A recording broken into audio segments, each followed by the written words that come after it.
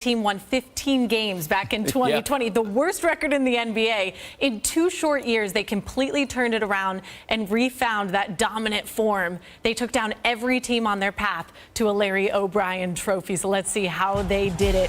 Game 6 in Boston in front of that wild crowd, cheering against this 103-90, finished with 19 three-pointers, most in a finals clinching win. Draymond is the guy to point to, the leader of it all. But the additions of Wiggs, Gary Payton, the return of Clay, the emergence of Loon, it all factored in. I think Draymond's discipline, his hunger, his focus, his tenacity is a great balance to those two guys. So, it's the yin and the yang. And whether it was Wiggs, who's around the corner, I don't know, he's chilling somewhere. There he is. That man made my life so easy. I used to have to do his job. And I'm looking at him like, that is exhausting, bro. You got to get buckets and guard the best player? That's crazy. Jordan Poole, his development, the guys he picked up at free agency like Otto and Belly. How about Kevon Looney? The man had a 22 rebound game. Just all around, all down the board. All right, what a treat. We get Doris Burke to break down her thoughts on these NBA Finals. Doris, we've seen 4 of these from the Warriors now. What stands out about this one?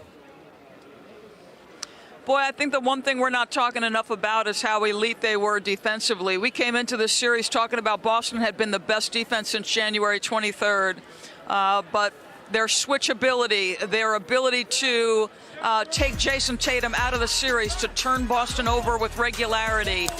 This was something else to see. 4 times in this series, they held Boston below 100 points, and not enough is being spoken of about how elite they are on the defensive end. What about Steve Kerr, Doris, putting all the right pieces in the right places when it mattered?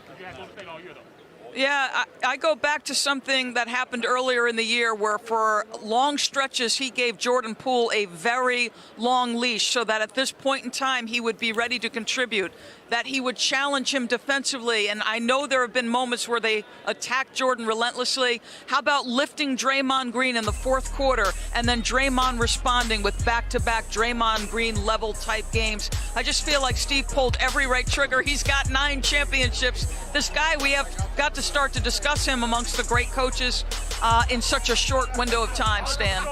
And I want to give you a chance to comment on this, too, about Steph Curry. I mean, he had to hear all the chatter about never having won a Finals MVP. He got that, but he did it within the framework of what they wanted to do as a team. And that's who he is, right? I can't say enough, number one, about this guy's competitive fire. I thought he and Steve Kerr, in what was the pivotal game of the series, Game 4, set the tone early. And it was all about, we are here, we're not letting go, we're going to meet you every step of the way with force and fire. He's a seminal figure in league history. This guy changed the way teams think about defense. You can't anymore find defenders in the league who don't have length and athleticism and smarts. He changed the geography of the floor. Listen, there was never any question in my mind about his legacy, but hey, check the box. Finals MVP added to an already incredible resume. All right. Thanks, Doris. Great having you on the show.